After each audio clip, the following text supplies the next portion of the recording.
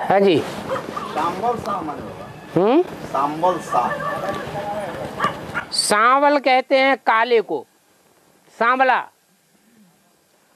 और शाह माने राजा। सांवल शाह माने जो भी काली दुनिया है उसका सारी काली दुनिया का राजा, जिसको कहते हैं महाकाल। और अभी मुरली में बोले कंस पटक देता है कन्या को। कंस तो दिखाया गया कि पटके हैं, जैसे 7 नारायण को मार का 8वां नारायण कृष्ण जी है ना, तो वही माता जी कह रही है कि 7वां नारायण को पटक के 8वां नारायण कृष्ण जी है। हाँ। 7 बच्चे के दिखाए गए हैं तुम्हारे। कन्या को तो पटके तो बस उड़ गई। पटकता तो है, बचाने वाला तो द्रौपदी को बचाता है, लेकिन उसने कोई कसर छोड़ी क्या? जैसे 7 को मार दिया, पटक दिया, ऐसे उस कुंवारी कन्या को पटकने में वो कोई कंजूसी करता है क्या? नहीं करता है। भगवान तो द्रौपदियों की लाज रखता है। और बाबा है एक बनने से सब है तो इसमें की आत्मा जब तक पावन नहीं बनेंगे तब तक कोई आत्मा पावन नहीं बन सकती। सबकी पढ़ाई चल रही है, 70-71 साल हो गए हैं, प्रैक्टिकल में देख सकते हैं। कोई पावन बना दिखाई पड़ रहा है कोई? इस पतित दुनिया में सब पतित हैं, या कोई पावन दिखाई पड़ रहा है? तो बाबा वो आत्मा तो शरीर छोड़ चुकी है। शरीर छोड़ चुकी तो आत्मा तो है कि नहीं है? बहुत सी आत्माएं हैं जो अकाले मौत में शरीर छोड़ चुकी हैं। वो मौजूद हैं इस दुनिया में या नहीं है? हैं? मौजूद हैं।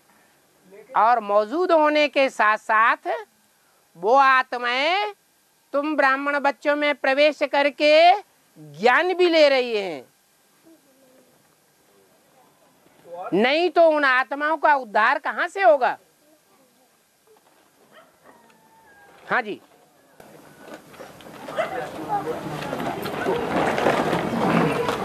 बोलो। अष्टदेव और लक्ष्मी जो है वो तो उससे आगे है कि पीछे है? कृष्ण वाली आत्मा सतयुग में जन्म लेगी, और वो आत्मा वर्तमान जन्म में सहयोगी है सूक्ष्म शरीर से, इंस्पिरेटिंग पार्टी है, उनका अपना शरीर नहीं है। तो जिनका शरीर है उन शरीरधारियों के ऊपर पाप पुण्य जाता है, या जिनका शरीर ही नहीं है उनका पाप पुण्य जाता है? इसलिए जो रुद्रमाला के मणके हैं, बीज रूप आत्माएं हैं, साकार में पार्ट बजाए रहे हैं, सुख दुख कौन सहन करता है? शरीरधारी आत्माएं। तो जो सहन करते हैं वो ही प्राप्ति करते हैं। शिव प्रवेश करता है मुकर्रर रथ में या टेम्परेरी रथ में। जो ग्लानि होती है शिव के प्रवेश करने से, वो ग्लानि का दुख शरीरधारी भोगता है या शिव भोगता है? शरीरधारी भोगता है। ऐसे ही सूक्ष्म शरीरधारी जो भी आत्माएं हैं, जो भी शरीरों में प्रवेश करके पाप पुण्य कराती हैं, उसका लेप छेप देहधारियों को ही भुगतना पड़ता है। इसलिए राम वाली आत्मा हो या सीता वाली आत्मा हो, जगदम्बा वाली आत्मा हो, लक्ष्मी वाली आत्मा हो, या रुद्रमाला के कोई भी मणके हो, जिनमें बोला कि बाप दादा प्रवेश करके कार्य करते हैं, वो आत्माएं 4.5 लाख जो शरीरधारी हैं, वो ऊंच पद वाली हैं, रचयिता का पार्ट बजाने वाली हैं, या जो जन्म लेने वाली हैं वो रचयिता का पार्ट बजाने वाली है? इसमें प्रवेश करते हैं वो रचयिता का पार्ट बजाने। हाँ जी, तो जो रचयिता है वो सदैव ऊंचा है, जो रचना है वो नीचा पार्ट बजाती है। है बीज को बाप क्यों कहा जाता है? है बीज को बाप क्यों कहा जाता है? क्योंकि सारे वृक्ष को पैदा करता है, सारे वृक्ष को ताकत देता है। जो बीज में गुण होते हैं, अगर बीज कड़ुआ होगा तो सारा वृक्ष कड़ुआ होगा, इसलिए बाप कहा जाता है। बाप के संस्कार सारे परिवार में जाते हैं। और यह त्रिमूर्ति जो दिखाया है उसमें होना चाहिए ब्रह्मा, विष्णु और शिव, न कि शंकर। परंतु बाजू में शिव को कैसे रखे, है तो फिर शंकर को रख दिया है माने रखा ही नहीं जा सकता। शिव माने बिंदु, दो तो मूर्तियां हैं और एक को बिंदु रख दें अमूर्त, तो शोभेगा? कोई कहेगा त्रिमूर्ति है? नहीं कहेगा, शोभा ही नहीं होती। इसलिए शोभा करने के लिए मूर्ति चाहिए। कैसी मूर्ति चाहिए? जो साकारी मूर्ति होते हुए भी, मूर्त रूप होते हुए भी शिव की तरह निराकारी स्टेज वाली हो। और बाबा शंकराचार्य ने कहा शिव, ब्रह्मा की आत्मा ने कहा गीतापति भगवान, उनके बुद्धि में आया कि मैं ही। शंकराचार्य ने कहा शिवो हम, और ब्रह्मा की आत्मा ने भी समझा कि गीता का भगवान मैं ही हूँ, गीता का साकार भगवान मैं ही हूँ। हाँ, ये भी हठ योगी, शंकराचार्य की आत्मा भी हठ योगी, ब्रह्मा की आत्मा भी हठ योगी। है? दोनों आत्मा एक ही है क्या? रावण कौन? तो मुरली में जवाब दिया, जरूर कहेंगे ये गुरु लोग। अच्छा, बाहर की दुनिया के गुरु लोग वो तो चलो मान लिया, ब्राह्मणों की दुनिया में गुरु कौन हुआ? जो बिना किसी प्रूफ प्रमाण के भी अपने को कृष्ण मानता रहा, अपने अंदर शिव की प्रवेशता मानता रहा, अपने को ब्रह्मा कहता रहा, ब्रह्मास्मि शिवोहम, गीता का भगवान मैं मानता रहा। ये दुनिया का सबसे बड़ा गुरु नहीं हुआ क्या? अगर नहीं हुआ तो रावण के जो सिर हैं वो गुरुओं के सिर हैं या नहीं हैं? हैं? दुनिया के 10 धर्म हैं, 10 धर्मों के 10 गुरु दिखाए गए या नहीं दिखाए गए? उन 10 गुरुओं रूपी जो सिर हैं रावण के, उनके ऊपर एक सिर और रखा हुआ है। वो कौन है? गधा को अकल होती है? होती है? नहीं होती है। सारा ज्ञान शिव ने उस मुख से ही सुनाया है जिसको कहते हैं वेदवाणी। वेद माने ज्ञान, वेद माने जानना, ज्ञान। और सबसे पहले उसके कानों ने ही सुना। सुना कि नहीं सुना? किसी दूसरे ने सुना? उसी ने ही सुना।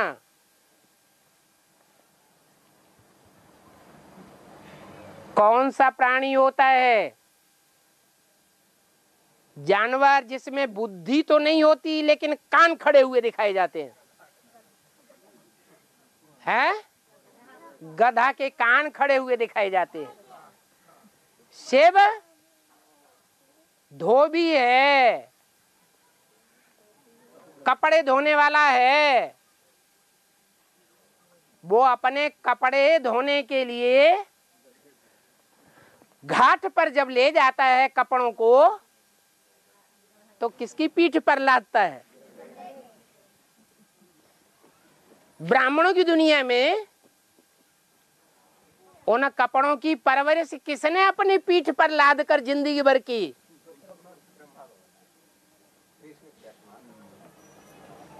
इसलिए दुनिया का बड़े से बड़ा गुरु कौन हुआ? वो ही दुनिया का बड़े से बड़ा गुरु हो गया, देहधारी गुरु। सदगुरु नहीं, देहधारी गुरु। देह में बुद्धि धरी रही, लेकिन जो वेदवाणी निकली उस वेदवाणी में बुद्धि का मनन चिंतन मंथन नहीं चला। उसको गीता का भगवान संसार ने बता दिया। वो स्वयं भी अपने को गीता का भगवान मानता, तो बड़ा जुल्म हो गया ना कि बच्चा ही गीता माता का गीता पति भगवान बन करके बैठ गया। इसलिए आज खास भारतवर्ष में और दुनिया में भी ये चलन देखी जाती है कि परिवार में खुदान खास्ता अगर बाप चला जाता है, शरीर छोड़ देता है, तो माँ के ऊपर कंट्रोलर कौन बन करके बैठ जाता है? हैं? बच्चा कंट्रोलर बन के बैठ जाता है। कितना कंट्रोलर बनता है? बाप की तरह मालिकाना दिखाता है या कुछ कम दिखाता है? बाप की तरह मालिक बन करके बैठ जाता है। सारी सत्ता परिवार की अपनी मुट्ठी में लेकर बैठता है। इसलिए कहते भी हैं बड़ा बच्चा बाप समान।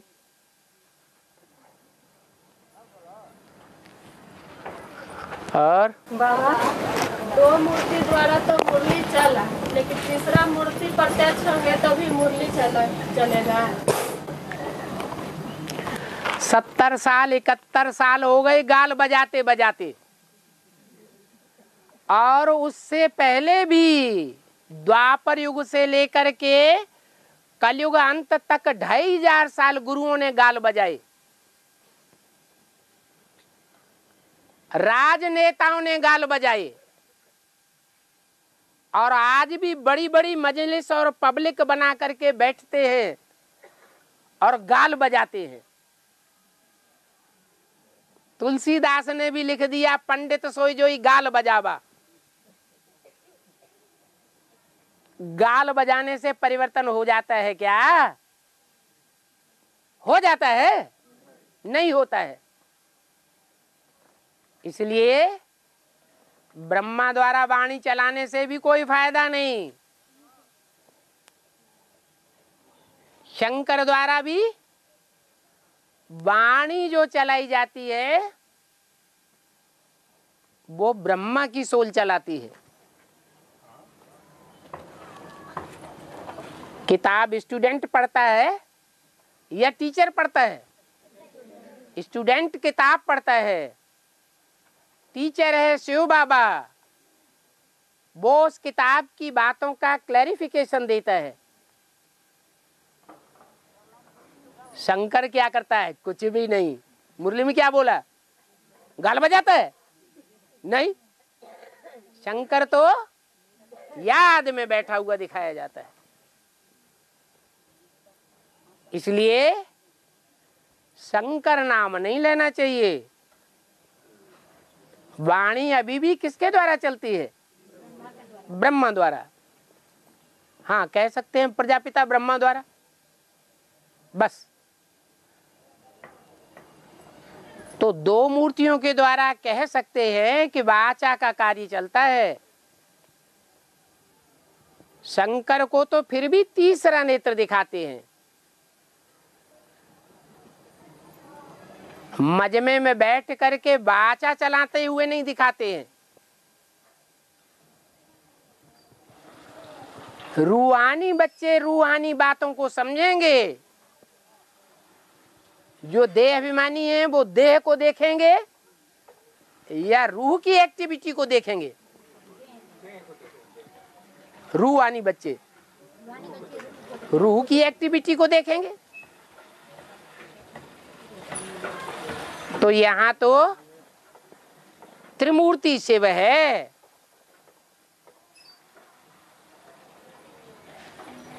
तो कह सकते हैं कि वाचा से संसार में भगवान प्रत्यक्ष नहीं होता और वाचा से नई दुनिया भी प्रत्यक्ष नहीं होगी। प्रैक्टिकल एक्ट जो करेगा, प्रैक्टिकल से परिवर्तन होगा या वाचा से परिवर्तन होगा। प्रैक्टिकल ज्ञान की धारणा होनी चाहिए जीवन में। इसलिए तीन मूर्तियों के तीन पार्ट दिखाए गए हैं।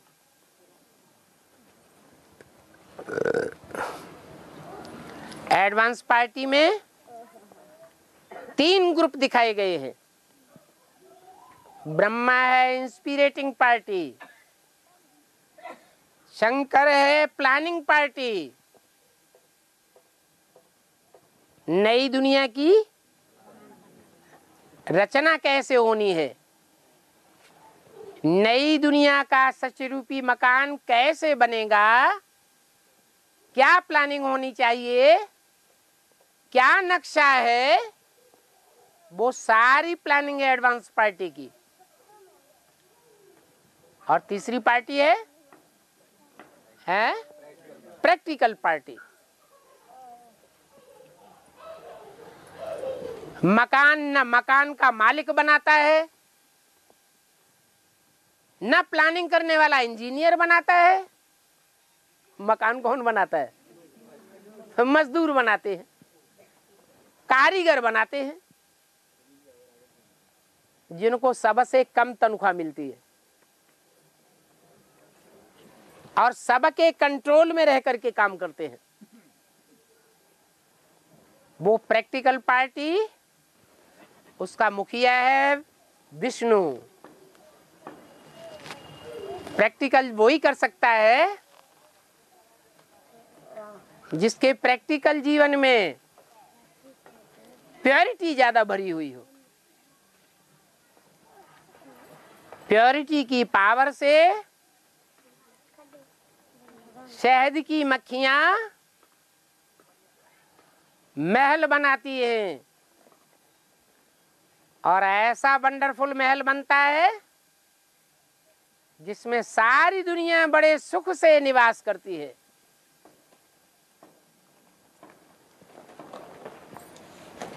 मीठी दुनिया होती है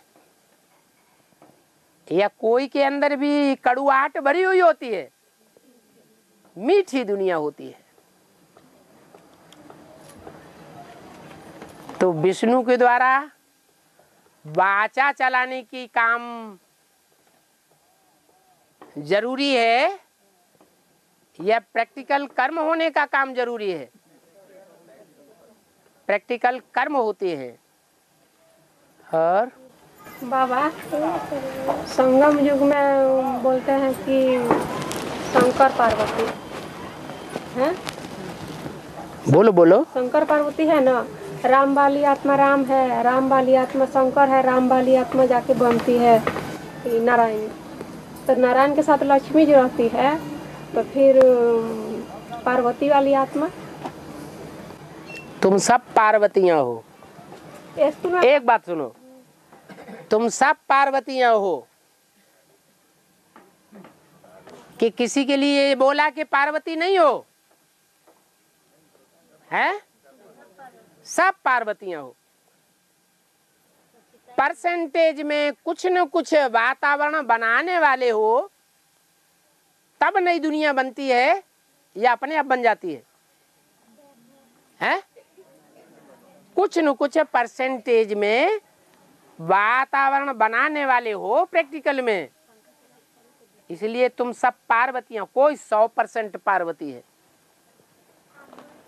एक लक्ष्मी वाली तो- आत्मा होती तो है। जो 100% पार्वती है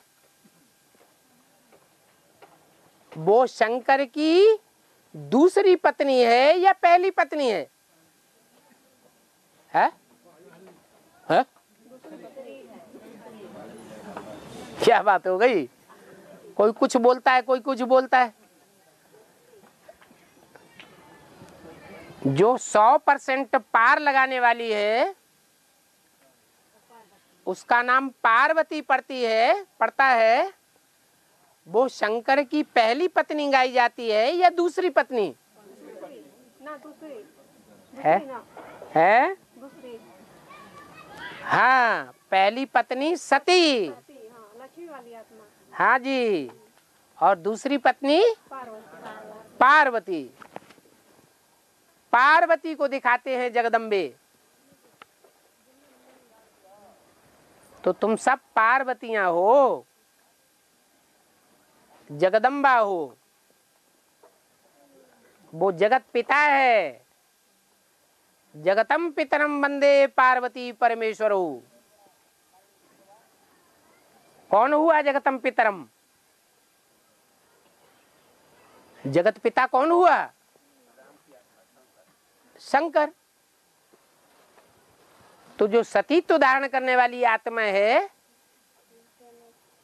परम पवित्र आत्मा है, जन्म जन्मांतर का पवित्रता का पाठ बजाने वाली आत्मा है,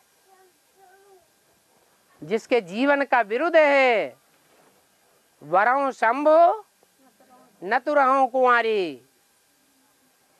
एक का वर्ण करती है 84 जन्मों में पति के रूप में। अनेकों का मुंह तो नहीं पीती। ये जीवन का लक्ष्य है। तो सतीत्व की ताकत से वो सतयुग रूपी दुनिया की स्थापना करने की निमित्त बन जाती है। और पार्वती भी उसी का रूप है, लेकिन बाद वाला रूप है। आदि से अंत के हिसाब से अंत में दोनों ही मिलकर के एक हो जाते हैं, तब महालक्ष्मी कहा जाता है। महालक्ष्मी में जगदम्बा भी है और क्या नाम लक्ष्मी भी है। और बाबा पूरी नहीं हुई बात। हाँ फिर स्थूल में राम वाली आत्मा बार बार जन्म में आते हैं। है। दो पत्नियां साथ साथ आती है कि एक दो जन्म कुंवारी रह जाती है लक्ष्मी वाली आत्मा। तुम बच्चे राजयोग सीखते हो ना, तो जो राजयोग सीखने वाले हैं वो राजा बनते हैं या नहीं बनते हैं? सतयुग त्रेता में ही राजा बनते हैं या द्वापर कलयुग में भी राजा बनते हैं? जब दूसरी पत्नी साथ में आते हैं। पहले जो बात पूछी जा रही है उसका जवाब तो दो। द्वापर कलयुग में भी राजा बनते हैं या नहीं बनते हैं? तो जो द्वापर कलयुग के राजाएं हैं वो एक पत्नी व्रतधारी पुरुषोत्तम होते हैं या नहीं होते हैं? हैं? द्वापर कलयुग में, द्वापर कलयुग में जो होते हैं वो तो विदेशियों से प्रभावित हो जाते हैं ना, तो इसलिए वहां एक पत्नी व्रत की बात खत्म हो जाती है। राजाओं को ढेर ढेर पत्नियां हुई हैं। हाँ जी। और बाबा 84 जन्म लेने वाले भी देवता नहीं बनेंगे। अरे दो माताएं इकट्ठी बोल रही। हाँ बाबा बोले अभी मुझे में 84 जन्म लेने वाला देवता नहीं बनेंगे। देवता नहीं बनेगा। 84 जन्म नहीं लेने वाले देवता नहीं बनेंगे। बाबा हाँ देवताएं खारे जमीन पर नहीं रहते। मीठी नदियाँ जहाँ थी वहाँ देवताएं थे। हाँ, जो नदी है वो नदी का उदाहरण जड़ नदी के लिए दिया गया है या चैतन्य नदी के लिए दिया गया है? ह्यूमन नदियों के लिए दिया गया है। चैतन्य ह्यूमन नदियों के लिए नदी कहा है। उन नदियों में कोई बड़ी नदी, कोई छोटी नदी, कोई में ज्यादा पानी, कोई में कम ज्ञान जल, कोई में स्वच्छ जल, कोई में अस्वच्छ गंदा जल भरा रहता है, जैसे यमुना। कोई नदी पहाड़ों पर ही बहती है ऊंची स्टेज में, लास्ट में आकर के नीचे गिरती है सागर में। कोई नदी ऊंची स्टेज से उतरती है और मैदान में आकर के कचरा उठा लेती है।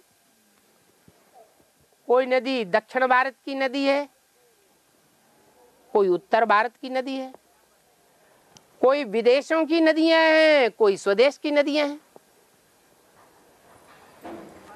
कहाँ स्नान करते हैं लोग, स्वदेश की नदियों में या विदेश की नदियों में? क्यों? हाँ, क्योंकि जो भारत की नदियां गाई हुई हैं वो कोई जड़ नदियों की बात नहीं है, भारत की पवित्र रहने वाली कन्याओं माताओं की बात है कि जब भगवान बाप आया तो उन्होंने अपने जीवन को संपूर्ण पवित्र बनाया और उनका ज्ञान जल भी कैसा बन गया? पवित्र बन गया। इसलिए गंगा का गायन सबसे जास्ती है, ब्रह्मपुत्र का भी गायन है। ब्रह्मपुत्र नदी ऊंची ऊंची स्टेज में पहाड़ों पर ही बहती है, लास्ट में आकर के फिर गंगा में मिल जाती है। तो तुम्हारा प्रश्न क्या है? देवताएं खारे जमीन पर नहीं रहते। हाँ, तो भारतवर्ष में जो आत्माएं देवताई स्टेज को धारण करती जाती हैं पुरुषार्थ करके, अपने 63 जन्म के पापों को भस्म कर लेती हैं, उनको साथ देने वाली गौएं कहो, नदियां कहो, वो मीठी नदियां मिलेंगी या कड़वी जबान वाली मिलेंगी? मीठी नदियां मिलेंगी। उन्हीं के किनारे स्वर्ग स्थापन होता है। ऐसे नहीं कि महाकाली के किनारे स्वर्ग स्थापन हो जाएगा। वो तो असुरों का संहार करने के लिए ऐसा पार्ट बजाती है। और बाबा जब हम पढ़ाई पढ़ते हैं बाबा है, कृष्ण के चित्तौड़, हाथ उठा, कहाँ से बोल रहे हैं? हाँ, कृष्ण के चित्तौड़ क्यों कहा गया है बाबा? है। भक्तों से छुड़ाते हुए दिखाई। चित्त किसे कहा जाता है? चित्त माने क्या है? अरे चित्त का माने नहीं मालूम, इसीलिए पूछ रहे।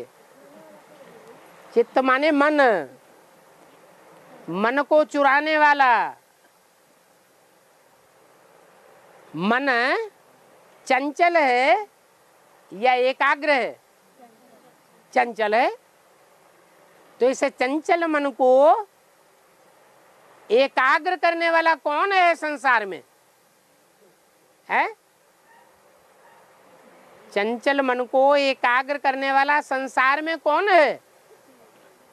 कृष्ण का नाम दे दिया है।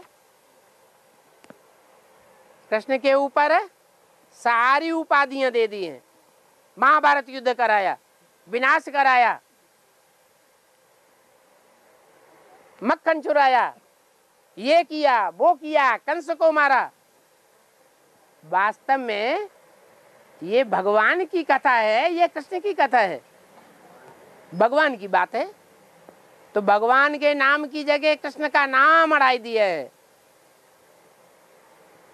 मन को चुराने वाला, मन को एकाग्र करने वाला कृष्ण नहीं है। कौन है? शिव है। और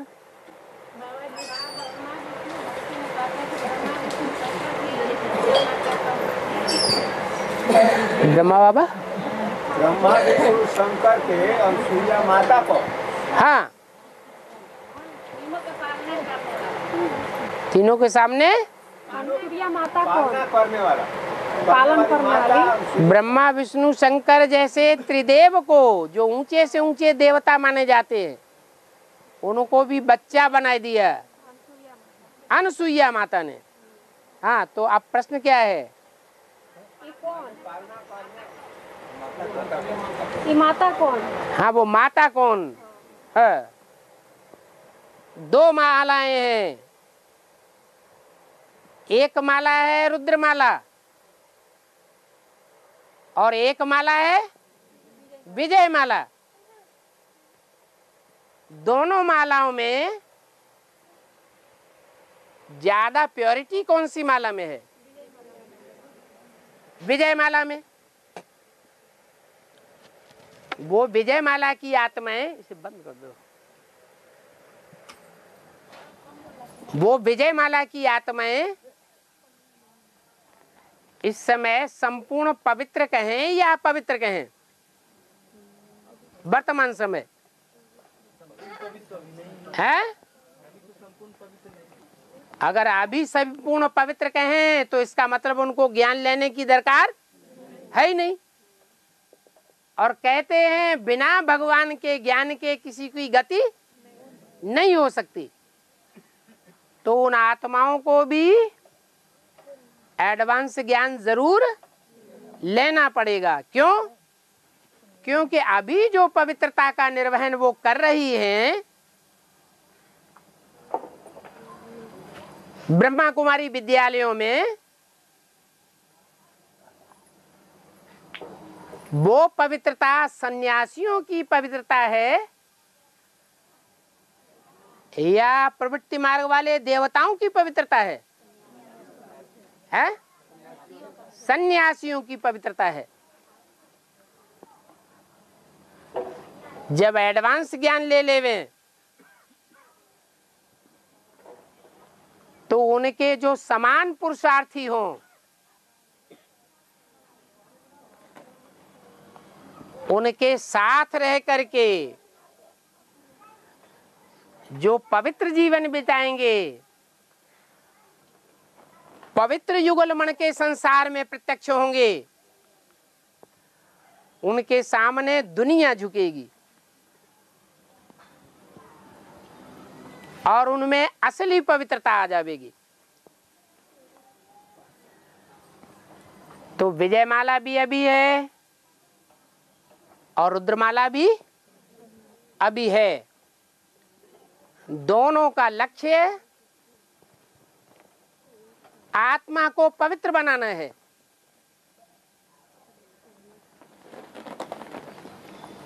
लेकिन दोनों ही मालाओं में बीज ज्यादा पवित्र होता है, बीज ज्यादा पावरफुल होता है या आधार ज्यादा पावरफुल होता है? जो बीज हैं वो राजाएं बनेंगे, जो आधार हैं वो रानियां बनेंगी। कितनी भी जन्म जन्मांतर की पवित्रता की पावर है तो भी उनको आधार लेना पड़ेगा बीज का। ये अंधे और लंगड़े की कहानी है। तो विजयमाला का जो अव्वल नंबर का मणका है,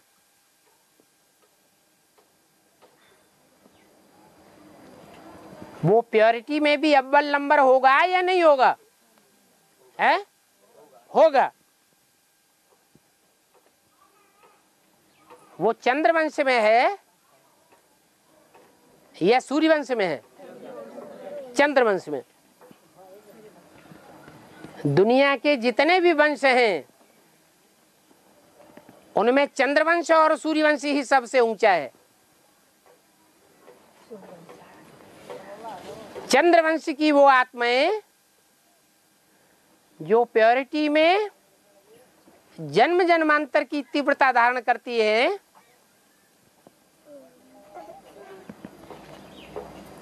अपने अपने गुण तो हर वंश में कोई न कोई होते ही हैं। तो जो भी दूसरे दूसरे वंश हैं उन सबके बीज कहाँ हैं? एडवंश में, रुद्रमाला में। और चंद्रवंश में भी जितने मणके हैं उन सब मणकों के बीज कहाँ हैं? एडवंश में। और विजयमाला कहो, चंद्रवंशी कहो, उन चंद्रवंशियों या विजयमाला वालों का जो हेड है, मुखिया, उसका भी कोई बीज होगा या नहीं होगा? है? वो कौन होगा?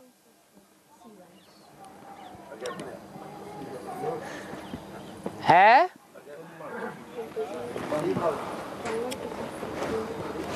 ना ब्रह्मा होगा जब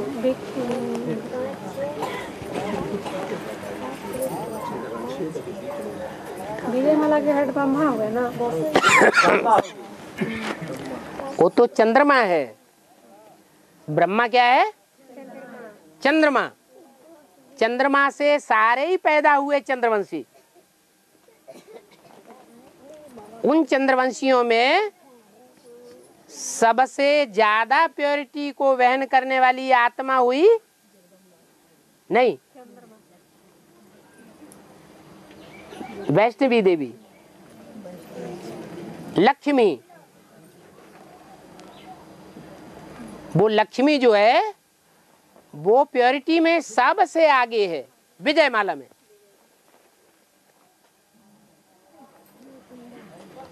और बीच में नहीं बोलो। और रुद्रमाला में विजयमाला की जो हेड है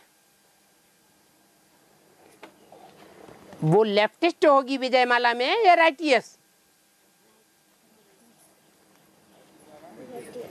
अरे माला में ये रूप होता है ना, तो ऊपर के जो दो मणके होंगे उनमें एक राइटियस और एक लेफ्टिस्ट, एक आदि और एक अंत। जैसे रुद्रमाला में एक आदि, आदि पिता, और एक आदि माता। तो एक आदि हुआ, एक अंत हुआ, एक जगत पिता और एक जगदम्बा। आदि अंत तो है, सबसे अंत का मणका भी है, लेकिन भगवान के सबसे नजदीक है, उतना ही नजदीक है जितना पहला मणका है, हैं? या कम नजदीक है? उतना ही नजदीक है। पहला मणका भी उतने नजदीक और आखिरी मणका भी उतने ही नजदीक है भगवान के, जो फूल के रूप में दिखाया जाता है। ऐसे ही विजयमाला में जो वैष्णवी शक्ति है, वो वैष्णवी शक्ति सबसे नजदीक है ऊपर में, और प्योरिटी में सबसे आगे है। जगदम्बा को प्योरिटी में आगे कहेंगे उसके मुकाबले, या पीछे कहेंगे? पीछे हो गई। तो जो विजयमाला में अव्वल नंबर है, उस विजयमाला की बीज कौन है? एडवांस में ना। जगदम्बा कैसे बीज हो गई? उसमें प्योरिटी होनी चाहिए कि नहीं? बीज तो बाप होता है। बाबा कहते हैं बच्चे तुम्हारा बाप आया हुआ है,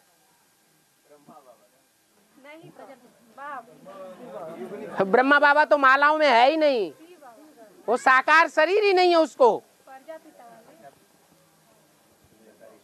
प्रजापिता वाली आत्मा, प्रजापिता वाली जो आत्मा है उसमें तो शिव प्रवेश है, और जो प्रजापिता वाली आत्मा है वो अभी मर्यादा पुरुषोत्तम का पार्ट बजाने वाली है, या जो वैष्णवी वाली आत्मा है वो मर्यादा पुरुषोत्तम का पार्ट बजाने वाली है? वैष्णवी मर्यादा पुरुषोत्तम का पार्ट बजाने वाली है। इसलिए मर्यादा पुरुषोत्तम राम का जो त्रेता में गायन है वो वैष्णवी वाली आत्मा ही त्रेता के पहले जन्म में राम बनेगी।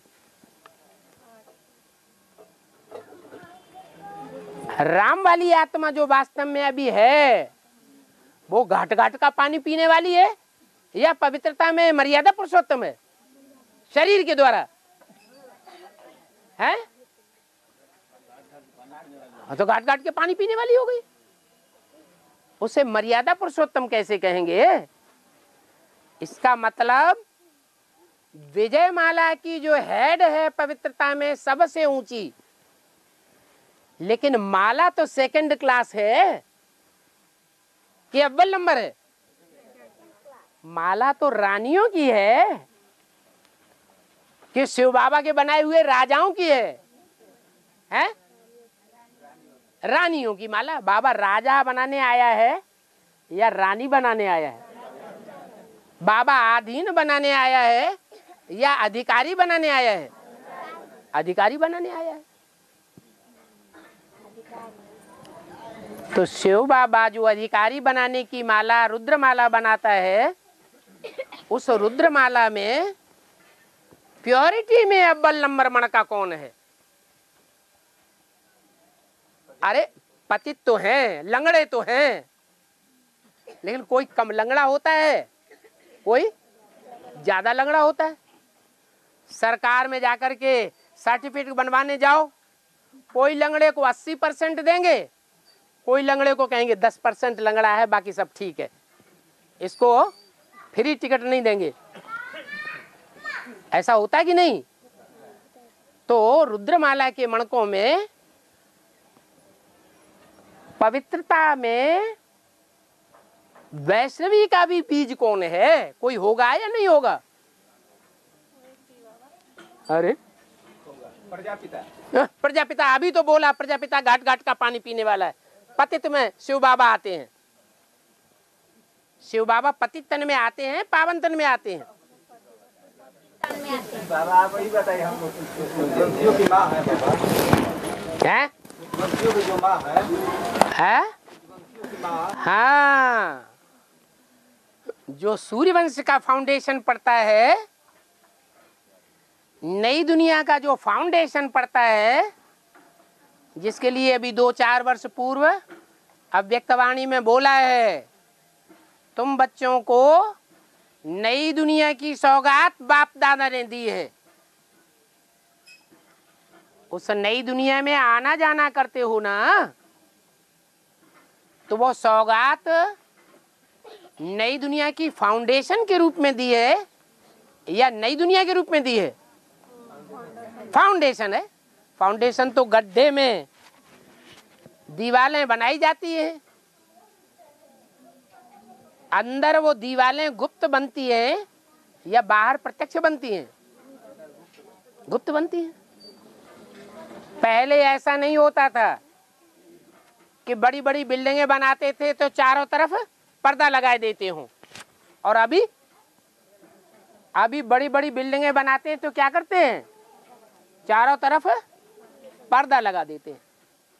ये भी परंपरा तब से शुरू हुई जब से ब्राह्मणों की दुनिया में प्रैक्टिकली वो नई दुनिया के संगठन का फाउंडेशन पढ़ना शुरू हुआ। तो वो फाउंडेशन गुप्त डाला जा रहा है या प्रत्यक्ष डाला जा रहा है? गुप्त डाला जा रहा है। किसी को पता नहीं है उस पर्दे के अंदर क्या हो रहा है, कैसे हो रहा है, कौन सा पुरुषार्थ हो रहा है। तो जो फाउंडेशन डाला जा रहा है नई दुनिया का, उसमें प्योरिटी होनी चाहिए या नहीं होनी चाहिए? होनी चाहिए। और प्रवृत्ति मार्ग की प्योरिटी होनी चाहिए या निवृत्ति मार्ग की होनी चाहिए? प्रवृत्ति मार्ग की प्योरिटी होनी चाहिए। वो प्रवृत्ति मार्ग की प्योरिटी डालने के लिए सारी पृथ्वी पर सिर्फ एक ही शहर चुना गया है जो पाताल में कभी नहीं जाता, गड्ढे में नहीं जाता। नहीं, हिरण्याक्ष जब सारी पृथ्वी को गड्ढे में ले जा रहा था, पाताल में लेकर के जा रहा था, तो काशी नगरी पृथ्वी से छिटक के ऊपर चली गई। प्यास लगी है? नहीं, आप पी लीजिए। अच्छा, बहुत देर से पानी नहीं पिया आपने? नहीं, आपके कलर है। अच्छा, हम तो पिए लेंगे, जब ये लोग बोलना शुरू करेंगे तो हम पी लेंगे। हाँ। तो काशी नगरी छिटक के अलग चली गई। उस काशी नगरी के ये लिए गायन है भारत में कि काशी में मरेंगे तो कहाँ जावेंगे? स्वर्ग में जावेंगे। ये शरीर से मरने की बात है या जीते जी देह अभिमान से, मोह से मरने की बात है?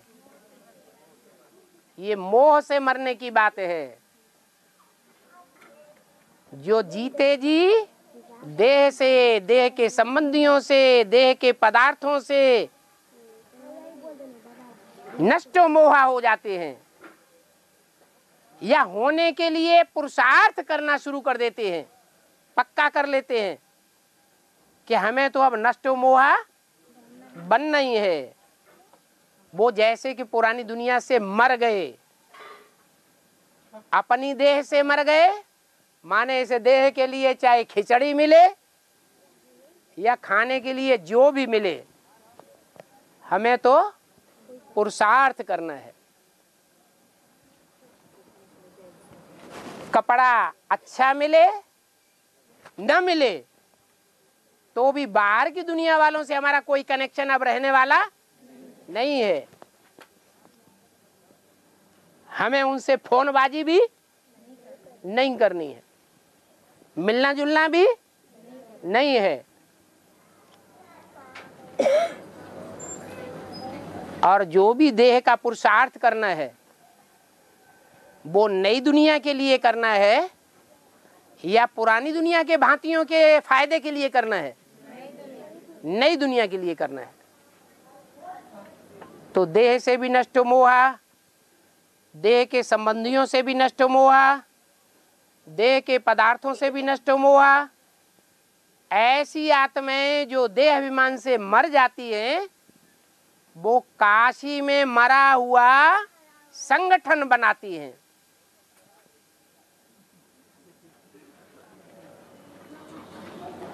उनसे नई दुनिया तैयार होती है। वो नई दुनिया पवित्रता का फाउंडेशन वाली दुनिया है या उसमें अपवित्रता भी है? पवित्रता का संकल्प है, पवित्रता की भावना है। ये आज का काशी किसको कहा जाएगा? सारी कथा कहानियां खत्म हो गई, सारी रामायण खत्म हो गई। रावण, सीता का बाप कौन था? रावण।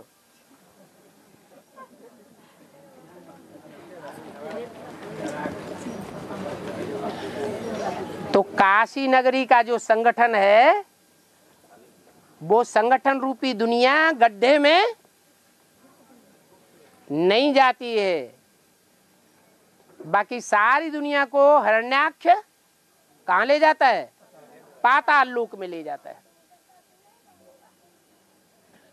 तो उस काशी नगरी का गायन है। शंकर की प्यारी नगरी कौन है? काशी नगरी। दिल्ली नहीं बताई, माउंट आबू नहीं बताया, हाँ, अहमदाबाद नहीं बताया, क्या बताया? काशी नगरी। वो कोई जड़ काशी नगरी की बात नहीं है, कोई रुद्रमाला में चैतन्य आत्मा है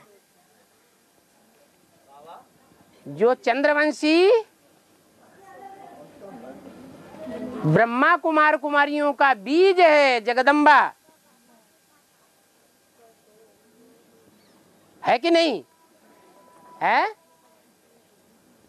और चंद्रवंशियों का बीज कौन है? जगदम्बा।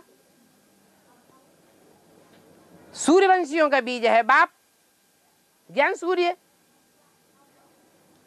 उन सूर्यवंशियों में जब जगदम्बा चली जाती है, गुप्त हो जाती है, तो ब्राह्मण परिवार को पालने वाला कोई चाहिए कि नहीं चाहिए? माता के रूप में चाहिए। तो वो काशी नगरी निमित्त बनती है, जिसे सूर्यवंशियों की मां कहा जाता है। वो ही अनुसुईया है जो वैष्णु जैसी पार्ट बजाने वाली मूर्ति को भी बच्चा बना के पालना करने वाली है। इसलिए अव्यक्तवाणी में 20 बार बोला है, तुम्हारी परदादी है। ईस्टर्न जोन वाले तो ज्यादा जानते होंगे परदादी किसे बोला है। कौन है परदादी? अरे बेसिक में ब्राह्मणों की दुनिया में परदादी किसको कहा है? हैं? अरे ईस्टर्न जोन का हेड ऑफिस कहाँ है? वहां का हेड कौन है? हैं? हैं? अरे बेसिक में कौन है? पहले बेसिक में तो बताओ। निर्मल शांता, शांत स्वभाव की, और शांत स्वभाव में भी निर्मल शांत है, मैल माटी नहीं भरा हुआ है। उसका दूसरा नाम दिया है योगिनी। क्या? योग बल वाली। काशी का अर्थ क्या होता है? हैं? तेज। काश्य, काश्य माने याद का तेज। तो वो अनुसुईया का पार्ट बजाने वाली है, जो विष्णु देवी शक्ति को, वैष्णो देवी जैसी मूर्ति को भी बच्चा बना के पालना करती है। आपने एक वाक्य अव्यक्तवाणी में सुना होगा कि तुम बच्चों ने, अर्थात अष्ट देवों ने, इन दीदी दादियों की भी पालना की है, श्रृंगार किया है यज्ञ के याद में। तो श्रृंगार लेने वाली कौन हुई? दीदी दादी दादियां। और श्रृंगार करने वाली कौन हुई? अष्टदेव की आत्माएं। उन अष्टदेवों में पहला नंबर तो हो गया हीरा, हीरो पाटधारी। काशीनाथ कहो। फिर काशी कौन हुई?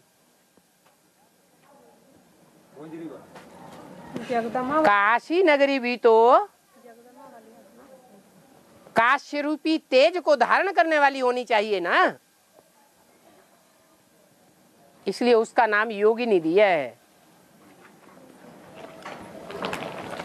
तो ऐसे नहीं है कि अनुसुईया का पार्ट हुआ ही नहीं, अनुसुईया का पार्ट भी है और अत्रि ऋषि का भी पार्ट है। क्या? त्रि माने है 3, और अत्रि जो 3 नहीं है। 3 क्या है? मूर्तियां। 3 क्या है? मूर्तियां। लेकिन वो तीन मूर्तियों में से नहीं है। वो कौन है? है?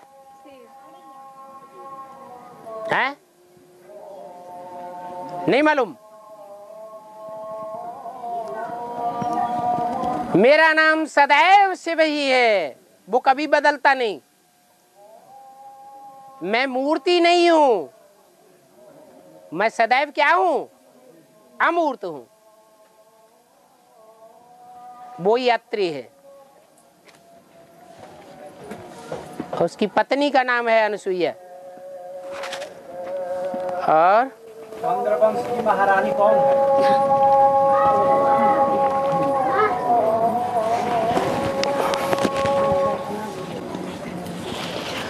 चंद्रवंश का महाराजा कौन है? अगर महाराजा मालूम है तो महारानी भी मालूम पड़ जाएगी। कौन है? है? है? कृष्ण, दादा लेखराज।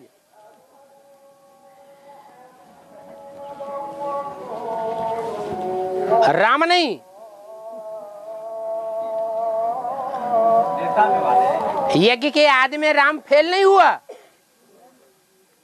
तो चंद्रवंशी हुआ या क्या हुआ?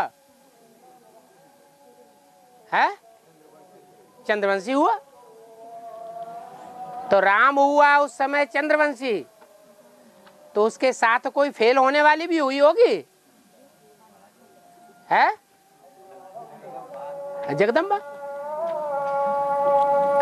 जो जगदम्बा है वो ही चंद्रवंशियों की बीज है।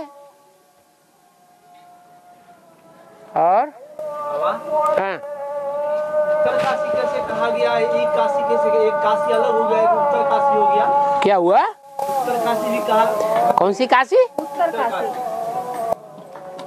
उत्तर काशी का मतलब है उत्तरी दिशा में,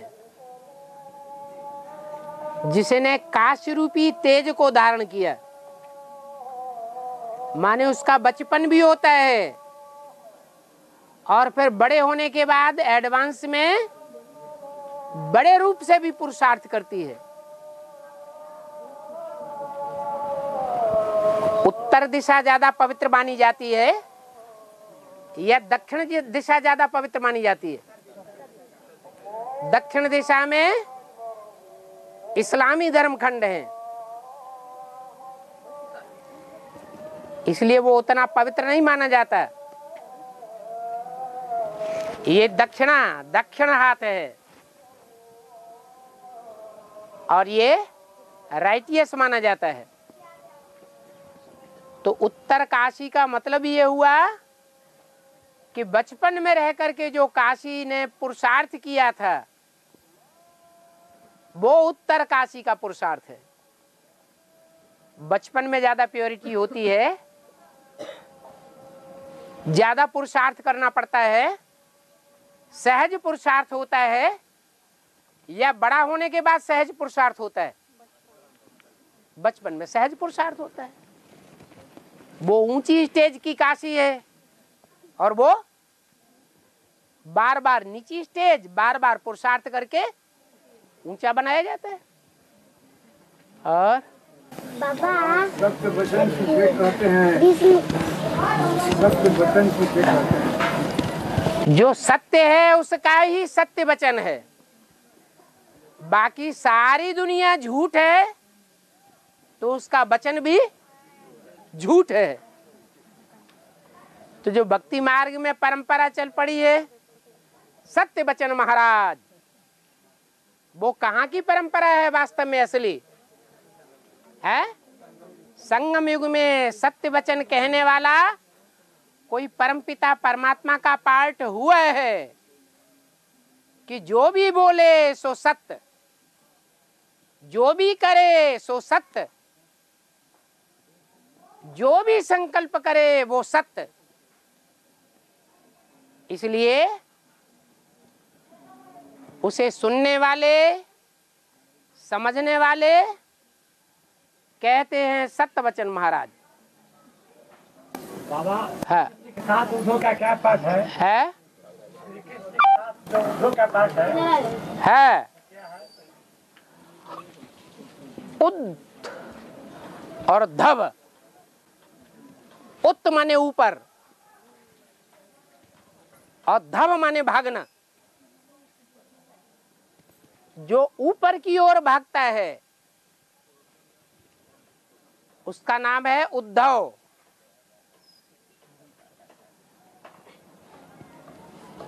जो राम वाली आत्मा का पार्ट है वो किसको याद करता है? सेवक कहाँ रहता है वास्तव में? सेवक कहाँ का वासी है? परमधाम वासी। तो वो उसकी बुद्धि कहाँ रहती होगी? तो वो हुआ उद्धव। किसका मित्र है?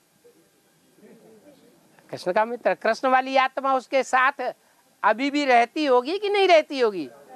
रहती है। तो कृष्ण और उद्धव दोनों साथी हैं। एक है निराकार उपासी और एक है साकार उपासी।